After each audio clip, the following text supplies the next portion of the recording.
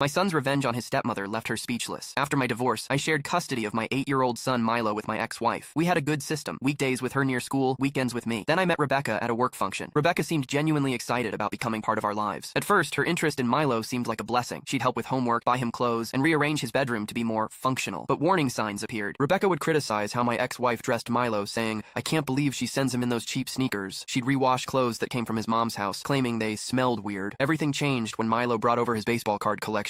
Cards his grandfather had given him before passing away last year. They weren't valuable, but they meant the world to him. One weekend, Milo couldn't find them. When he asked Rebecca, she shrugged and said, "Oh, that clutter? I tossed it during spring cleaning. They were just taking up space." I found Milo crying in his room. When I confronted Rebecca, she was unapologetic. He needs to learn about minimalism. Those cards were collecting dust. Besides, he needs to move on from the past. Against my better judgment, we got married 6 months later. Rebecca moved in and immediately established house rules that only applied when Milo visited. She'd remove family photos that included my ex-wife and schedule adult dinner parties during Milo's weekends. The worst part was overhearing her phone calls. "I'll be free next weekend once the kid leaves," or "just 3 more days until it's quiet again." She never said these things around me, but Milo heard them. I noticed him becoming quieter, asking to stay with his mom more often. When I tried discussing it with Rebecca, she'd turn it around. "I'm trying so hard with him, but he resists everything. Do you know how difficult it is to be a stepmother to a child who doesn't want you?" On Milo's 12th birthday, Rebecca insisted we have a sophisticated celebration at an expensive restaurant. She invited several of her friends, claiming she wanted to show Milo how adults celebrate. What struck me as odd was Milo's reaction. He seemed unusually excited about this formal party. Typically, he'd have preferred pizza and arcade games with his friends. At the restaurant, Rebecca was in her element, introducing Milo as our son to everyone. She ordered for him without asking and kept fixing his collar for photos. When the elaborate birthday cake arrived, Rebecca stood to make a speech. "I want to thank everyone for coming to celebrate Milo's special day," she began. "Becoming a stepmother was never in my plans, but watching this young man grow under my guidance has been rewarding. I like to think I've really shaped him these past 2 years." Milo smiled politely throughout her speech. When she finished, he pulled out his new phone, the birthday gift from his mother and me. "I have something to share too," he said quietly. He tapped the screen a few times, and suddenly everyone's phones at the table chimed with an airdrop notification. One by one, guests looked down at their screens. I watched as expressions changed from curiosity to discomfort. I looked at my own screen and felt my stomach drop. There were screenshots of Rebecca's text messages to her sister. "Can't wait until the brat is gone Sunday. I'm working on convincing my husband that we need our summers to be child-free." And most disturbingly, his dad doesn't suspect a thing. The timestamp showed some messages from yesterday. "Dreading this birthday charade tomorrow, but at least my friends will see I'm trying." As Rebecca's face drained of color, she grabbed for her phone. "These are private. How did you—" Milo's voice was calm in the stunned silence. "Dad gave me my first phone today. But remember before dinner, when you let me borrow your iPad to play games? Did you know everything syncs to your iCloud account?" He turned to me. "Dad, I saved the ones where she talks about trying to sell our house without telling you too." Rebecca stood up, knocking over her water glass. "This is completely inappropriate. James, we need to leave, now." I looked between my son's determined face and my wife's panicked one. The choice was suddenly clear. "Actually," I said, "I think Milo and I will stay and enjoy his cake. You should probably start packing." Rebecca stormed out as Milo's quiet voice followed her. "Don't forget to take all your minimalist stuff with you."